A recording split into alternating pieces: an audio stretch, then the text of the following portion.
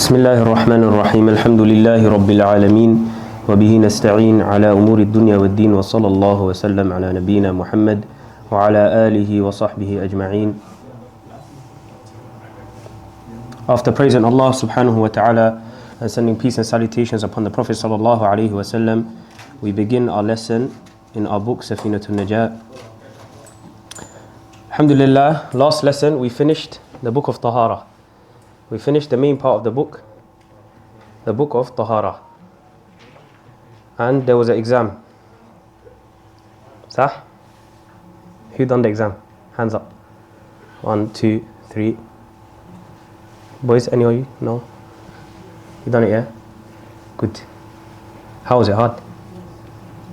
Easy? Alhamdulillah. That's good. Inshallah, I'll look at the results after. Inshallah, it's very important, first of all, that you revise what you've learnt. Throughout the lessons, we've been going over every lesson, what we've studied so far. And we won't come back to the chapter of Tahara again. We won't come back to the chapter of Tahara again. So it's important that you review your notes and look over the book itself to ensure that you don't forget it. Why? Because some of the things that you learn in Tahara are going to be important later on. And inshallah, you're going to see that lesson as well. This lesson as well, you're going to see that some of the things that you've learned before are going to be important in Tahara, in Salah, and so on. So inshallah, we'll start in the section of Salah. فصل في أعذار الصلاة أعذار الصلاة اثنان. This section is talking about the excuses for praying Salah outside of its time, for missing the Salah, the excuses that are forgiven, meaning you're not sinning if you pray outside of its time for two reasons. Number one, an-nawm, sleeping.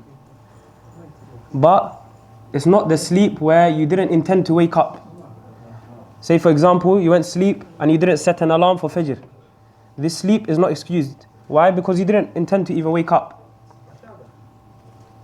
So it has to be an accident.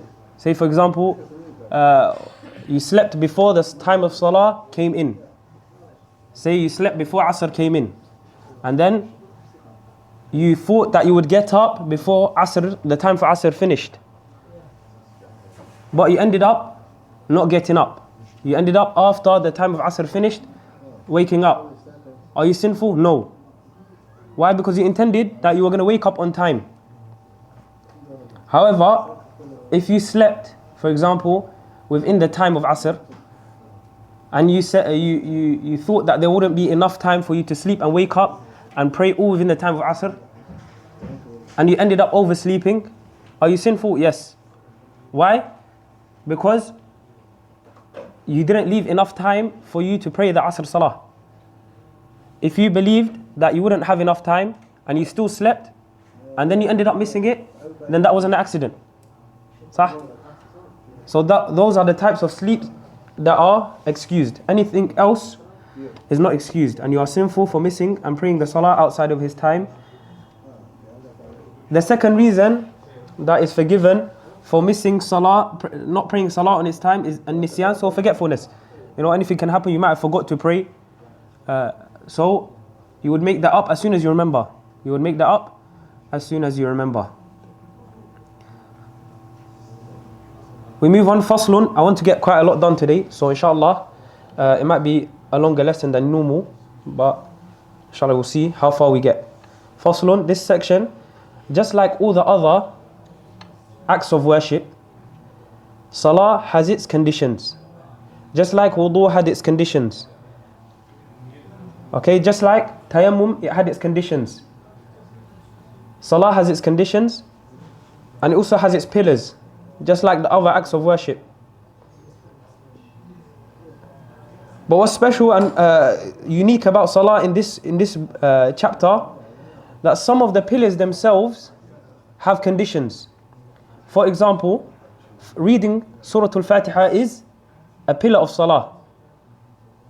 Okay, reading Surah Al-Fatiha is a pillar of Salah. But that itself, it has conditions. And we're going to, inshallah, go through them. But this chapter is talking about فصل في شروط الصلاة. شروط الصلاة ثمانية. The conditions of salah itself. For you to pray, what are the conditions you have to come with?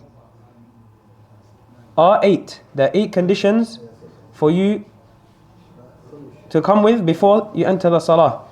Who can remind me what was the difference between a condition and a pillar?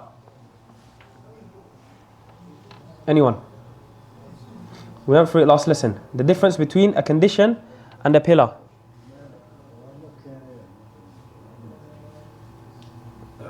Pillars, you can only do the pillars after you've met the conditions. Close. He said you can only do the pillars after you've met the conditions. It is to do with time. So the pillars happen when? Before or within the action? Before or within the action? When do they happen? Within the action, right? And the conditions, they happen when? Before the action. So these conditions, these 8 conditions we're about to mention, happen when? Before or after? Or during? Before. So these happen, and you should come with these before you pray. The first one, طهارة الحدثين.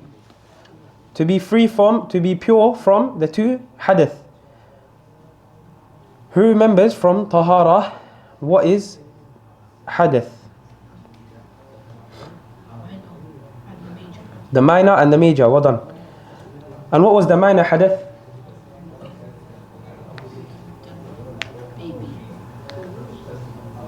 Continue. The baby?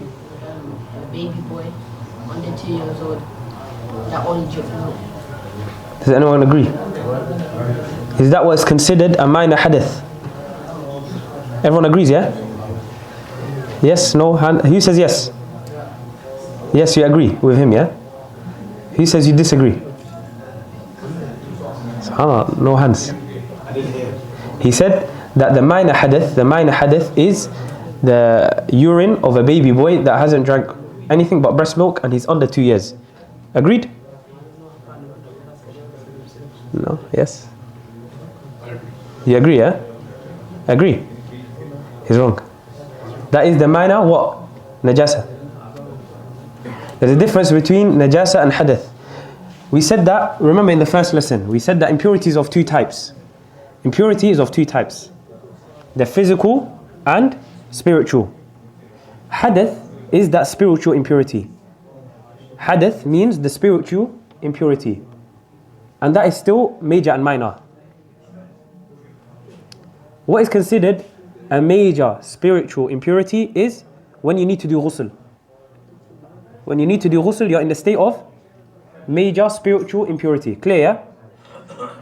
When you need to do wudu, what are you in? What state are you in? Minor what? Impurity, but which type? Spiritual or physical? Spiritual. Clear, yeah? So when you need to do wudu, you're in the state of minor spiritual impurity. Think about it like this. If I look at someone, can I tell whether they have wudu or not? No. So that impurity is spiritual. But if someone has najas on their clothes, can I tell? Yes, I can see it. So that is the physical impurity. And the physical impurity was split into how many types? We done this last lesson. The physical impurity, 3 types. And it is the major, the minor, and the middle. The minor impurity is what he was talking about. That minor impurity was the minor impurity of a baby boy that hasn't drank anything but breast milk, his urine, and he's not reached 2 years, lunar years. That's the minor, what? Physical impurity. Correct? Clear now, yeah? Okay. So one of the conditions, the first condition of salah, is that you have to be free from any. It says al-hadathain, the 2 hadith, which is the 2 spiritual impurities. You have to have your wudu and you must not need to do ghusl. Clear? That is different to the next point. وَالطَّهَارَةُ عَنِ النَّجَاسَاتِ وَالطَّهَارَةُ عَنِ النَّجَاسَةِ فِي الثَّوْبِ وَالْبَدْنِ وَالْمَكَانِ. And to be free from najasa, the physical impurity, where though? في الثوب. What is considered a thawb? Thawb meaning clothes. Anything that moves with your movement. So a hat you're wearing, for example, the bag you're carrying, for example, it will move when you move, right? So anything, something in your pockets, that's najas, for example. All of these things, you have to be free from any of the najasa. And the najasa we've studied, inshallah. You can revise if you forgot. Wal badani, and the body, wal makan, and the place you're praying. What is considered the place you're praying is from where you're standing to the place you're going to do sujood. Okay? So if there, for example, I'm praying here, but there's najasa there on the same carpet, can I pray? Is my salah valid? It will be valid, right? Because it's not from where I'm standing until where I'm doing sujood. Okay? Clear? If you're wearing shoes and you step up to it, you pray in those shoes. Then that's something you're wearing, right? So you have to take off those shoes. You have to take off those shoes. Why? Because that's a najasa on your thawb. It's on something that moves with your movement. Clear? So we went through how many conditions? 2, right? To be free from any spiritual impurity. Meaning when you need to do ghusl or when you need to do wudu. And then the second one, to be free from any najasa on your thawb, your badan, or the place you're praying. Your clothes, your body, or the place you're praying. Clear? The next one, وَسَتْرُ الْعَوْرَةِ, and to cover the awrah. To cover the awrah. And what is considered for the awrah for a man and a woman is different, whether you're in salah, whether you're outside of salah, for example, or whether the woman is a free woman, a slave woman. All of these things we're going to study inshallah soon. But one of the conditions of the salah is for your awrah to be covered throughout the salah. For your awrah to be covered throughout the salah.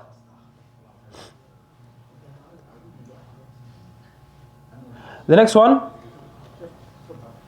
So what's that? 3 now. Number 4. وَالِسْتِقْبَالُ الْقِبْلَةِ, and to face the qibla. And what is considered facing the qibla is with your torso. To face the qibla with your torso. So for example, if in my salah I look left or look right, is my salah broken? No. Why? Because my body is still facing the qibla, right? So it's with the majority of your body, so your torso, your shoulders, your chest, abdomen, that to be facing the qibla. Clear? The next one, وَدُخُولُ الْوَقْتِ, and for the time of the salah to enter. For the time of the salah to enter. You cannot pray a salah before its time. And this is probably the most important condition, for you to pray the salah on time. And the same can be said for delaying the salah as well. You shouldn't delay the salah without a reason, yeah? You see, if you have no way of telling the qibla, and you pray in any direction, and it's not the qibla, but you don't know that, is your salah accepted? Allah, we'll check inshallah. Clear, yeah? So what have we gone through? To be free from what? You can repeat what we've gone through. To be free from, that's 2 separate ones, right? To be free from any spiritual impurity. To be free from physical impurity, where though? Your body, your clothes, and the place you're praying. Okay, so that's 2. What else? What was the third one?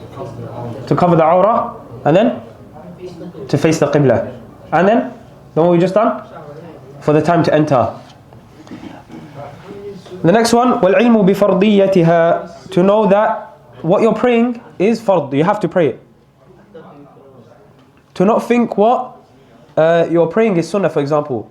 For example, you come to the mosque to pray dhuhr, but you think that is sunnah. Is the salah valid? No. And then the next one, so how much is that now? 6. Number 7, وَأَلَّا يَعْتَقِدَ فَرْضًا مِنْ فُرُوضِهَا سُنَّةً, to not think, to not believe that any one of the fard, the compulsory actions of the salah, is sunnah. For example, I'm praying, but I think the Fatiha is sunnah, or I think doing ruku' is sunnah, or I think doing sujood is sunnah. Is my salah valid? No. Why? Because I didn't come with one of the conditions. Clear? And the last one, وَاجْتِنَابُ الْمُبْطِلَاتِ, to stay away from the things that break your salah. And inshallah we'll study the things that break your salah in a later chapter.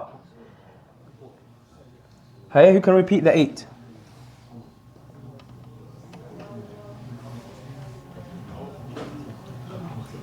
Purity. Yeah? Go on. Okay, anyone can help him? Who can repeat the 8? The last one is to stay away from the things that break it. Break the salah. It's a condition for you to. The 7th one was to not believe that a fard from the fard acts of salah is sunnah. Yeah, go on. To ensure you don't have the two spiritual impurities. Good. Which are ghusl and that you have to, or be not in need of ghusl, to be free from najas on your body, on your clothes, and your place of prayer. Your awrah must be covered throughout your salah. You face the qibla with your torso, and then for the salah, for the time of salah to have entered, and to know that the salah you're praying is fard. And then the second is you can't pray thinking that the fard actions of your salah are sunnah, i.e. thinking Fatiha is sunnah instead of fard, and to stay away from the actions that break your salah. Hey, how many excuses for salah are there? Huh? This is the first chapter of the lesson.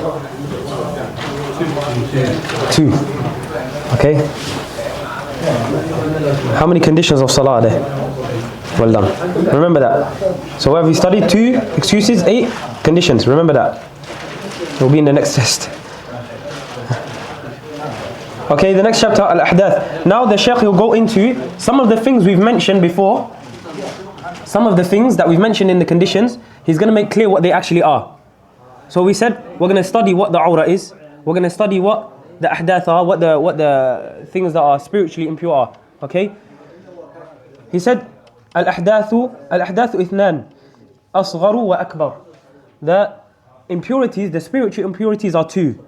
Minor and major. أصغر وأكبر. فالأصغر ما أوجب الوضوء. The minor impurity is what? What makes wudu wajib. What makes wudu wajib. والأكبر ما أوجب الغسل. And the major is what? What makes ghusl wajib. Clear? And that was what? Which condition was it? The first, second, third, which one? First condition. Allah. Jazakallah khair. Clear? The next one, wal-awratu arba'a. Wal-awrat arba'a. Now he's going to talk about, the Shaykh is going to mention what is considered the awrah. What is considered the awrah?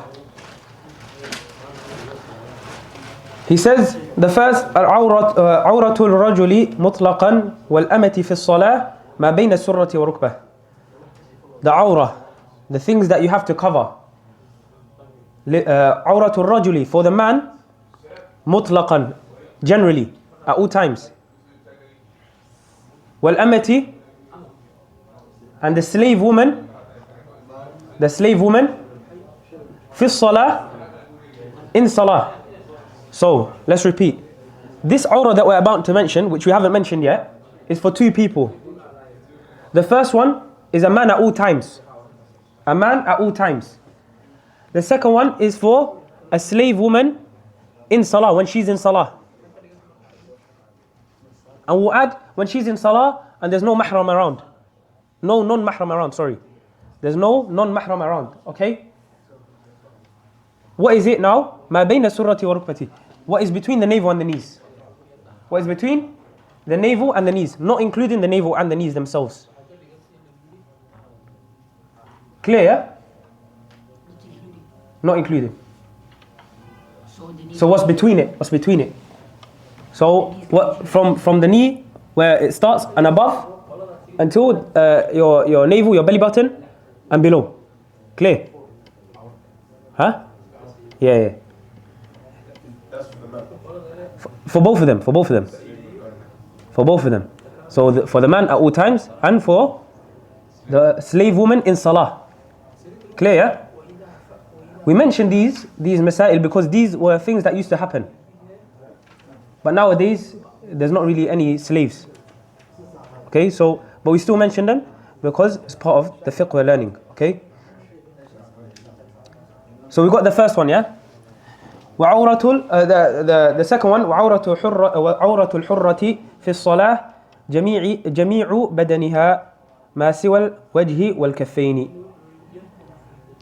The awrah of the free woman, so the one that's not a slave, in salah is what? جميع بدنها ما سوى الوجه والكفين. Her whole body except her face and her hands. Her whole body except her face and her hands. That's what she needs to cover in salah. Have we mentioned the awrah for free women outside of salah? No, we haven't. It's only for salah now. We're talking about in salah. Have we mentioned the awrah for a man outside of salah? Who says no? We haven't. We have. Because what did we say? It's general. The awrah for the man is general, whether you're in salah, outside of salah. We've mentioned now the awrah of the slave woman in salah. We've mentioned now the awrah of a free woman in salah. What's left? The awrah of a slave woman and a free woman outside of salah now, right? Outside of salah. Correct? We go on to awrah al-hurrati wal-amati 'inda al-ajanib. Now, the awrah of a woman outside of salah, whether she's free or a slave, splits into two. Whether there's someone that's not her mahram around and can see her, or whether that she's with, for example, someone that's her mahram or other women. Okay, that's the two we're going to mention now. And these two are both outside of salah. وعورة الحرة والأمة عند الأجانب. The awrah of the free woman and the slave woman when they are around non-mahram is what? جميع البدن. Their whole body. What does that include? Their face and their hands. This is a mas'ala that there's khilaf on it. Okay, there's evidences and there's views for both sides, whether the face is part of the awrah. But wallahu alam, we'll take this opinion because this is the book we're studying, that the awrah of, so if I ask you in an exam, what is the awrah of a free woman or a slave woman in front of a non-mahram, what do you say? Her whole body. Her whole body. Clear? And then the other situation where she's still outside of salah, وعند محارمها وعند محارمهما, and in front of both of their mahram. So someone that is mahram to both of them, for example, in front of their fathers, and one nisa and other women, in front of their fathers and their brothers and all of the 18 that we mentioned, and other women. ما بين السرة والركبة. What's between the navel and the knees? That's the awrah. Clear, yeah? So the awrah was 4 types. To give a summary, yeah? The awrah is for the man and the slave woman in salah is what? What's between the navel and the knees? The awrah of a free woman in salah is everything apart from her face and hands. The awrah of a free woman and a slave woman in front of anyone that's not their mahram is their whole body. And the awrah of both of them, the slave woman and the free woman, when they're in front of their mahram or of other women, then it's what's between their navel and knees. Clear, yeah? So those 2 chapters we just mentioned is just to clarify certain things we mentioned in the conditions. We said what? That condition is that your awrah has to be covered. The Shaykh is now telling you what's the awrah, what do you have to cover. He said you have to be free from the 2 hadith. He's telling you what's hadith, what's considered hadith, okay? Then, inshallah, we'll go on to the arkan of salah, the pillars of salah. These pillars, if you miss any single one of them, if you don't do them, the salah is invalid. Okay? If you miss any one of these pillars, the salah is invalid. Okay. Abdullah, how many conditions of salah are there? How many excuses of salah are there? How many different types of awrah are there? Different types of awrah.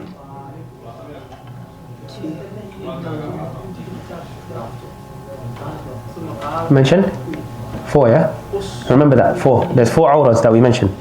Okay, who else did we study? What's the types of hadith? Who did al-Mujahid? Types of hadith. Minor and major. Minor and major. What does major mean? You have to do also. Good. Shall I remember that? Okay. Faslun fi arkani salah. This section is talking about the pillars of salah. Arkanu salati 17. 17.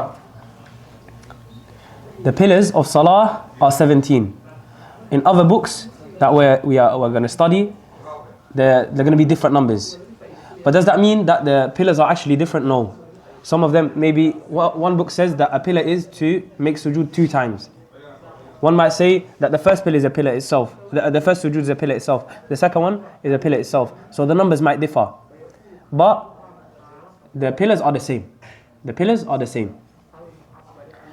Okay? Right now, for each of our points, each of the 17, we're going to mention extra points to do with it. We're going to mention 3 or 4 extra points for each of them, most of them. Okay? And what that will do is, it will make clear what you need to know for the later chapters. Just like in the conditions, we had the conditions, then the Shaykh explained certain things to do with the conditions, right? We just done that, for example. What's going to happen now is that we're going to list 17, and then for certain pillars, he's going to mention that those pillars themselves have certain conditions. And those conditions, we're going to mention some, not all of them. Why? Because later it will be easier, we can do it quicker. Okay? So the first one is an-niyyah. Al-awwalu an-niyyah.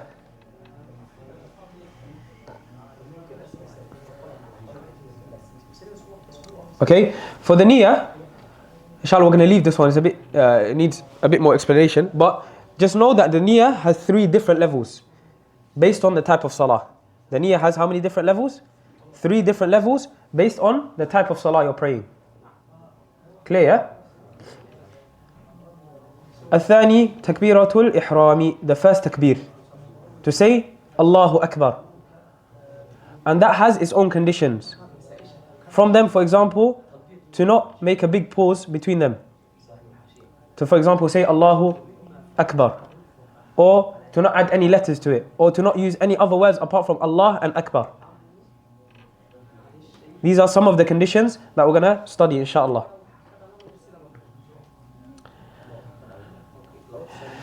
القيام على القادر. الثالث القيام على القادر في الفرض. For you to stand in your salah, على القادر, for the one that's able to, في الفرض, in the first salah. What do we understand? If you're not able to stand in salah, then have you come with this pillar?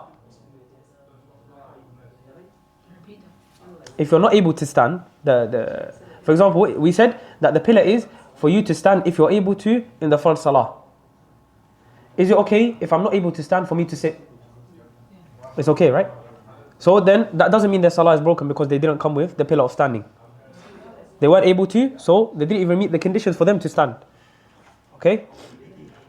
Fil fardi. What if I do, we said it's in the first salah only, the 5 daily prayers.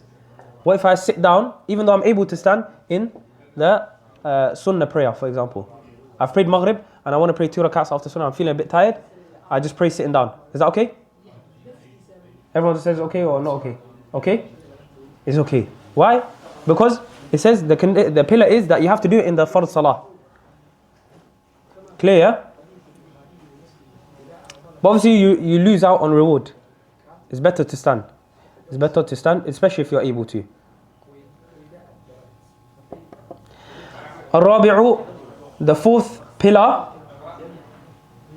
قراءة الفاتحة. For you to read Fatiha. For you to read Fatiha in your salah. Whether that you're praying by yourself, you're the Imam, or you're following someone, you read Fatiha in every rak'ah. And you have to make sure you're reading it correctly. Okay, and we're going to go through even the Fatiha, it has its conditions. I'm going to go through the conditions, inshallah. Al-Khamisu al-Ruku'. For you to do ruku'. Everyone knows what ruku' is, yeah? No? Yes? Everyone knows. What's the minimum? It's for you to bow until your palms can reach your knees. So your back, even if it's not completely straight, say for example you're at this angle, but your palms can reach your knees, the ruku', you've done the minimum. Obviously what's better? For your back to be straight. For your back to be straight.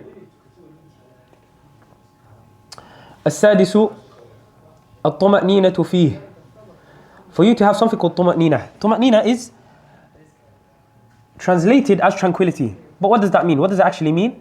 Is that in the ruku' you need to be still. That you should not move.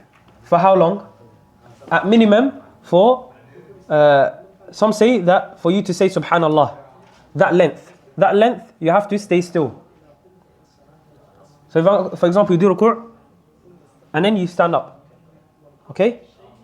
You can't do and get up straight away. You have to stay in that position. And this is a mistake a lot of people make. When they're rushing the salah, they don't stand in those positions for long enough. So they miss out on this pillar. This is the pillar they're missing out on. That's the reason their salah is invalid. Why? Because they're missing out on this pillar. Clear, yeah? السابع الاعتدال. The seventh one is al-i'tidal. I'tidal is getting up from the ruku'. To stand up from the ruku'. Okay? Then الثامن الطمأنينة فيه. And for in that standing, for you to have طمأنينة again. What's طمأنينة? Huh? We just mentioned it. Huh? To have tranquility. Meaning to stay in that position until for the length of Subhanallah. Or the length of the dhikr of that position. Okay? التاسع, the ninth one, السجود مرتين. To make sujood twice. To make sujood twice. And sujood, you need 7 limbs to touch the floor. Which are your forehead, your 2 palms, your 2 knees, and the backs of your toes. So like this. For example, imagine that's your toes or the backs. The palms of your toes, for example. Okay? So when you're doing sujood, you need to touch with those 7 limbs on the floor. Also, your back, the back part of your body needs to be above your head. So when does that not happen, for example? When you're on an incline. For example, you're praying on a mountain. That sujood, would that be correct? No, because the head is above. If you're praying like this, for example, it's like praying on a wall. Sah? Then the sujood wouldn't be valid. Al-ashiru, the 10th, الطمأنينة فيه. What's طمأنينة? Hey, what does that mean though? To stay still in that position for how long? Huh? We're talking about sujood now. How long do I stay in sujood at minimum? For me to say Subhanallah, yeah? At that length at least. The length of Subhanallah. So how many? 2 seconds at least. Subhanallah. Around that. Sah?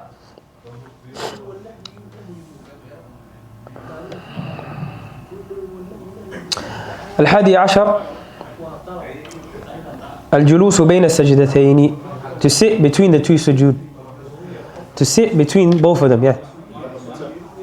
The 10th one was to have طمأنينة in it. To have tranquility in the 2 sujood. The 11th is for you to sit between both of them. For you to sit between both of them. Any type of sitting. Sah?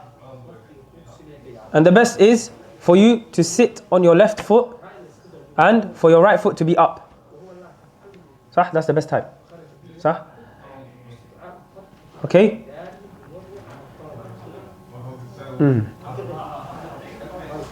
الثاني عشر الطمأنينة فيه. Of course, to have طمأنينة in it. To have tranquility in the sitting as well. So for you to be in that position, so not to go straight back to the second sujood, you to sit in that position for the length of subhanallah at least. Okay? الثالث عشر التشهد الأخير, the last tashahhud. The last tashahhud. For example, you're praying Maghrib. How many tashahhud are there? 2. Is the first one a pillar? No, it's the last one. The last one, if you miss it, the salah is invalid. If you miss the first one, is the salah valid? Inshallah, good. So it's the last tashahhud. And what does it mean? Does it mean just sitting there and waiting for the imam to say it? No, you have to say it yourself. Say it yourself. That is how you fulfill the pillar. الرابع عشر القعود فيه, and to sit in that last tashahhud. To sit in the last tashahhud.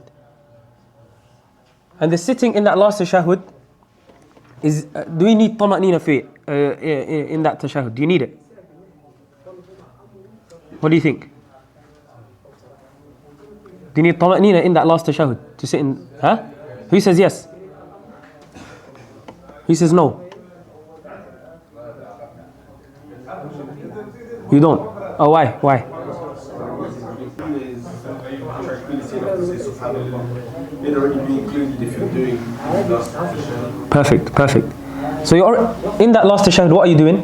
When you're sitting down, what are you doing? You're reading the last tashahhud, which is already longer than subhanallah. So there's no need to mention that you need طمأنينة in it. Clear? I feel like I lost some people. صح? Clear, yeah? So it's already above the length of طمأنينة anyway. So where were we? القعود فيها, okay. And that sitting in the last tashahhud is not like the sitting in the first tashahhud or any of the sitting.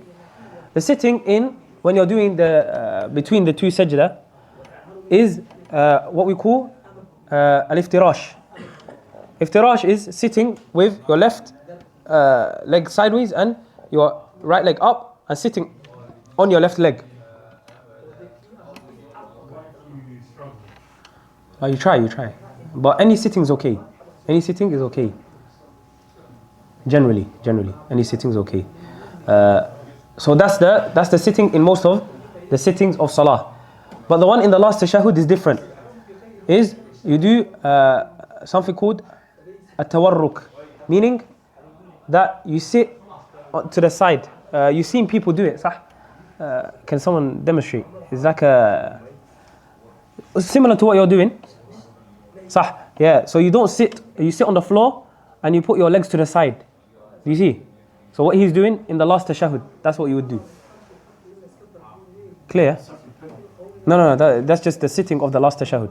So you wouldn't sit on your leg. You would move from where your left leg would be. You would be sitting on it. You move it to the side.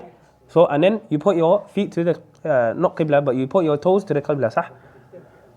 Clear? That is the last tashahhud. How you sit in the last tashahhud. Okay. الخامس عشر صلاة على النبي صلى الله عليه وسلم فيه. To send salutations upon the Prophet صلى الله عليه وسلم فيه, inside it. Inside what? Inside that last sitting. When you're sitting at the end, you do the tashahhud. That's one pillar itself. Then to send salah on the Prophet صلى الله عليه وسلم is a pillar in itself. And what is the minimum? To say Allahumma salli ala Muhammad. That's it. That's the minimum. For you to reach the pillar, that's the minimum. السادس عشر, the 16th is as-salam, to say assalamu alaykum once. That's the minimum. The minimum is to say assalamu alaykum once. The second one, sunnah. The second one, sunnah. And then the last one, السابع عشر, الترتيب, to do everything we've mentioned, the 16 we've mentioned, in order. And you repeat everything for each rak'ah that you pray. So for example, you would pray Maghrib, you need a Fatih for every rak'ah, you need 2 sujood for every rak'ah, you need a ruku' for every rak'ah, you need i'tidal for every rak'ah, you need all of these things. Tuma'neen in all of them. Sah? Clear, yeah? And those are the 17 pillars. You might think, how can I remember 17? We will split it into categories now. There's 3 categories. 3 categories. The first is the pillars of the heart. The pillars of the heart. The second is the pillars that are spoken. The pillars that are spoken. And the third is the pillars that are actions. The pillars that are actions. So in the exam I could ask you, what are the different categories of the pillars of salah? Sah? So the ones that are in the heart, the pillars of the heart are what? Which one? There's only one. The intention. The intention. That's the only one. So the first category has how many? 1. The second category has how many? 5. Who can attempt to name the 5 that are spoken? Out of the 17 we mentioned, the 5 that are spoken in order. The first thing that you speak, that's a pillar. Takbir. The first takbir, takbiratul ihram, that's number 1. Surah Fatiha, number 2. In ruku' is, what's the pillar? Is me doing the ruku' the pillar, or me saying the dhikr in the pillar? What's the pillar? So is it spoken or action? It's action. So what's next? I'll give you a clue. The last 3, they all happen whilst you're sitting down at the end. The last tashahhud, to send peace and salutations upon the Prophet ﷺ, and the salam. Those are the 5 that are spoken. You miss one of these 5, the salah is broken. Okay? And then the rest are what? Actions. And that should leave what? 11, if the maths is right. Sah? And that's how you remember. So how many are spoken? 5. How many are actions? 11. And how many are in the heart? 1. Remember that. Okay. How many conditions of salah are there, Ahmed? Conditions? 8. Good. How many types of awrah are there? 4. Okay, that's good. How long do we have? 10 minutes.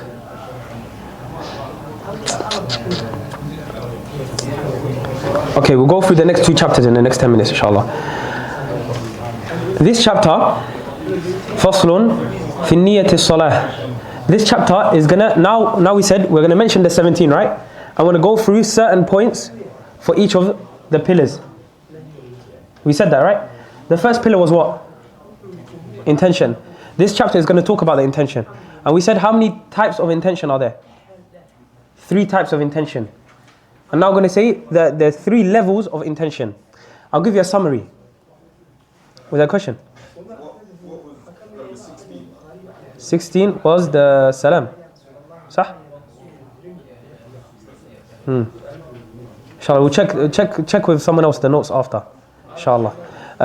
So the levels of niyyah are 3. The levels of niyyah are how many? 3. I'll give a summary of the chapter, then we'll go through what it says in the matan. The levels of niyyah are tied to the levels of the salah. If the salah is heavy, we'll go through what that means, then the niyyah has to be heavier. If the salah is lighter, the niyyah has to be lighter at minimum.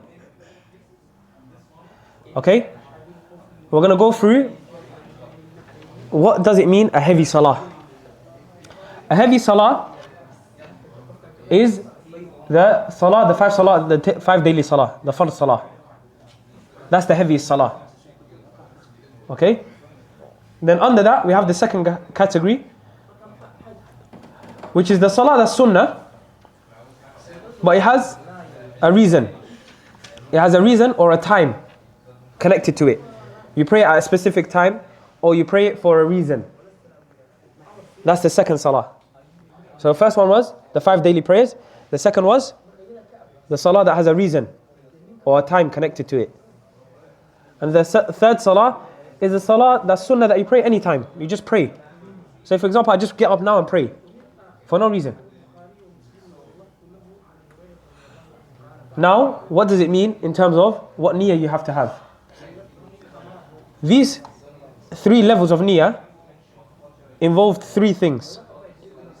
Number 1, you have to intend the action. Meaning, I'm praying. You intend the action of praying. That's number 1. You intend the action of praying.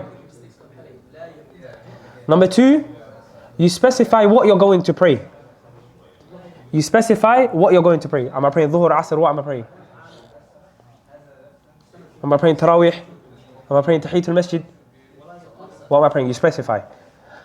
And the third one is that you intend that what you're praying is fard.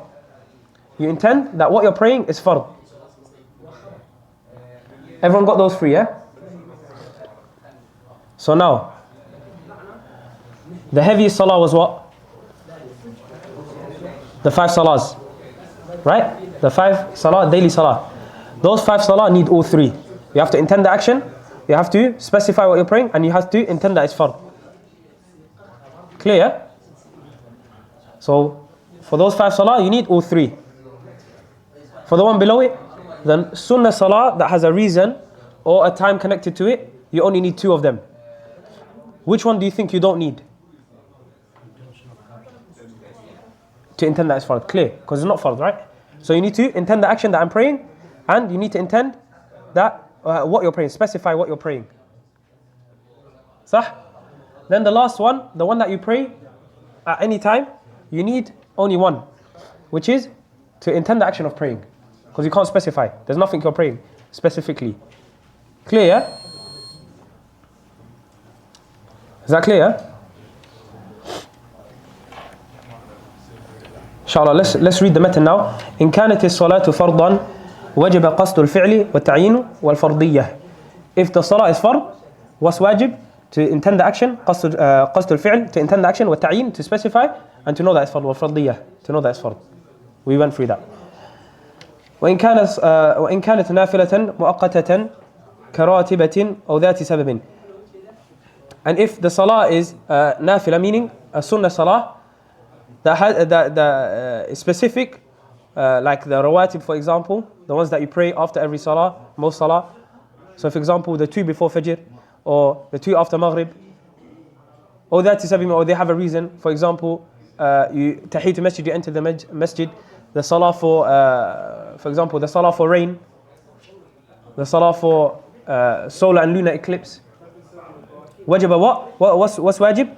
قصد الفعل والتعيين. You have to intend the action and specify. وإن كانت نافلة مطلقة, if it's just a general نافلة sunnah, وجب قصد الفعل فقط. You only need to intend the action. We went through that, yeah? Then he gives example of what does it actually mean to intend the action and to specify and to know that is fard. So for example, al-fi'lu, the action is usalli, I'm praying. والتعيين, and to specify ظهرا or عصرا, that I'm praying ظهر or عصر. والفرضية, and to know that it's fard, fardan. Clear? That section is clear. So what did we go through? The first pillar and some of the points that are related to it. That we know now that the first pillar is niyyah, and the niyyah has how many levels? 3, and we know which one is for what type of salah. And this is the last chapter we'll take because it's quite quick. It's quite quick. Even though it's quite a lot of text, it's quite quick. It's going to talk about the conditions of the next pillar. What was our next pillar? The first takbir, sah? Or was it to stand? What was it? The first takbir, right? To enter the salah. What are the conditions for you to enter the salah? To say that takbir, there's conditions. Okay? The first one, أن تقع حالة القيام في الفرض. For it to happen in the position of standing in the salah, in the first salah. for it to happen in the position of standing in the fard salah.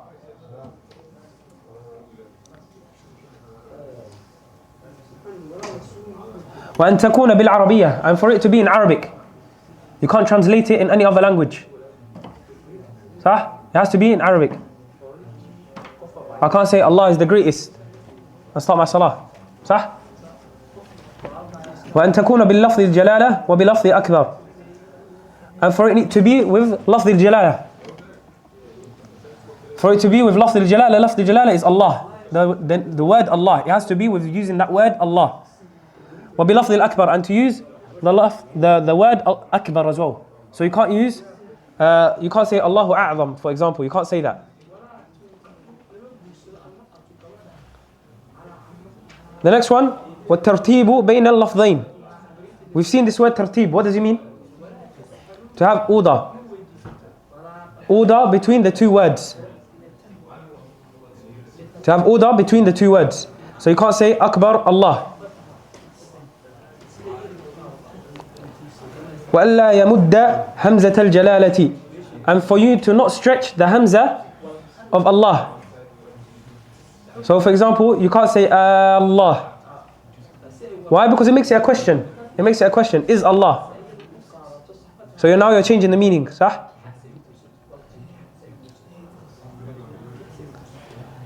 And then وَعَدَمُ, and to stay away from وَعَدَمُ مَدِّ بَاءِ أَكْبَرِ, and to not stretch the ba of Akbar. So for example, Allah, to say Allahu Akbar, you can't say that. صح? وَأَلَّا يُشَدِّدَ الْبَاء, and to not give shadda to the ba, to not emphasize the ba, to not say Allahu Akbar, for example. صح? These are all conditions of did we mention how many there are? Did we mention? There's 16. 16 conditions for the takbir. Inshallah. So we said and then it says وَأَلَّا يَزِيدَ وَاوًا سَاكِنَةً أَوْ مُتَحَرِّكَةً بَيْنَ الْكَلِمَتَيْنِ, and to not increase, to not introduce a waw, the letter waw, between the two words. That waw that has a sukoon or that has a harakah. I'll give you an example.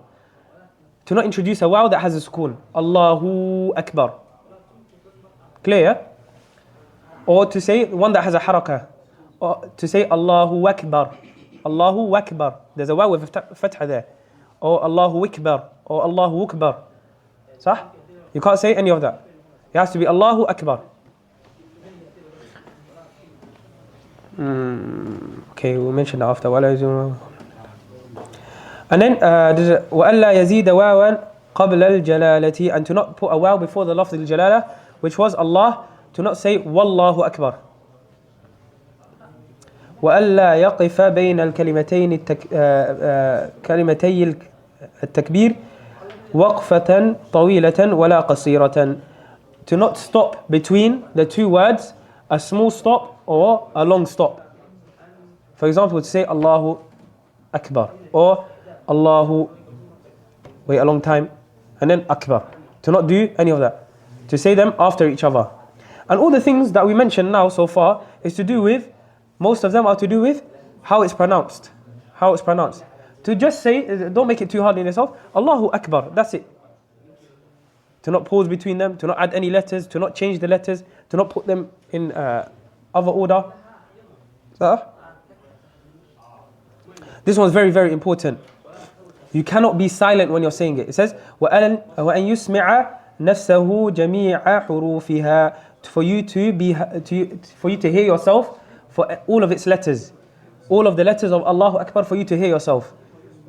What about if you're outside, for example, and you're in a place that's very windy, or there's a lot of noise outside? Then what's enough is for you to say Allahu Akbar, that if that issue wasn't there, if there wasn't too much noise, then you would have heard yourself. You would have heard yourself. Huh? وَدُخُولُ الْوَقْتِ فِي الْمُؤَقَّةِ, for the time to enter for the salah that has a time. So for the 5 daily salah, for that time to enter, then you can only make that takbir.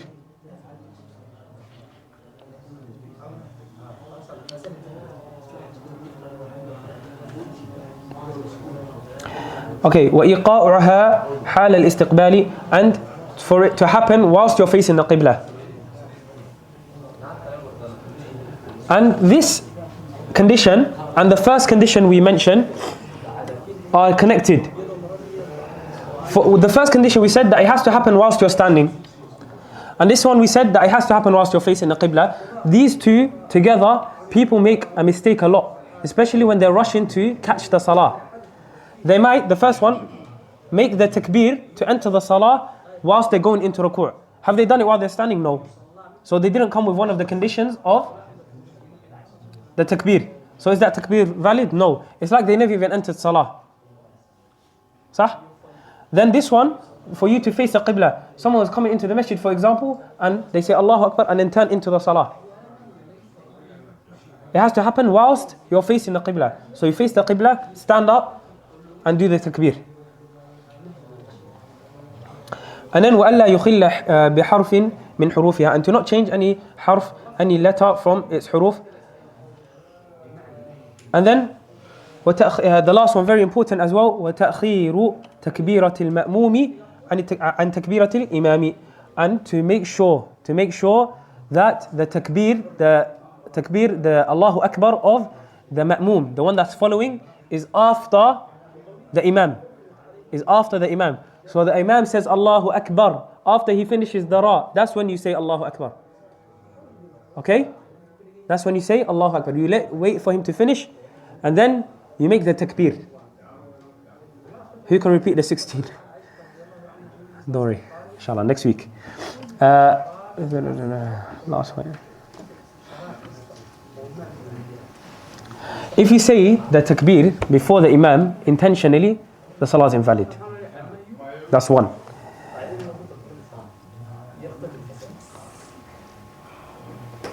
If you, in all your takbir, for example, he says Allahu Akbar to go into ruku' or come back, all of this, we're going to finish soon inshallah, and you say at the same time as him, generally it's disliked. But when it's the takbiratul ihram and you say it the same time as him, it's haram, you're not allowed to do that. You have to say it after. Okay, specific to the takbiratul ihram. And to say it after the imam is generally mustahab, generally is preferred to say it after the imam for all your takbir. But for the takbiratul ihram, because it's a pillar, it's a condition of the takbir, then that becomes wajib. Then you have to. Then the last one, inshallah, we'll go into, if that is the last situation, is when you say very much after the imam, where he's moved on from that pillar, for example. He's now coming up from ruku', and then he's now moving into sujood, and you still haven't said Allahu Akbar, and you joined the salah with him, for example, then that's an issue, and it might be one of the breakers of salah. It could be one of the things that break your salah. Inshallah, next week we'll carry on with some of the points relating to the pillars we've mentioned, and then we'll go into different types of salah.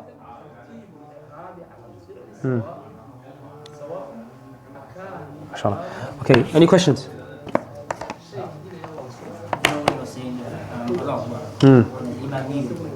When you say out loud, you still have to... You hear yourself, yeah. Just hear yourself. It doesn't have to be too loud that you disturb the person next to you, but just hear yourself. Allahu Akbar is enough. No. You mentioned one of the minor najas is of a baby boy that's still bleeding. Is that the same for baby girl? No, it's not the same for a baby. So it's a baby boy that has mostly drank breast milk only and hasn't reached 2 years, and it's his urine only, nothing else. No blood, no anything. Huh? Anything else? No, inshallah. Subhanakallahumma bihamdika ashhadu an la ilaha illa anta astaghfiruka wa atubu ilayk.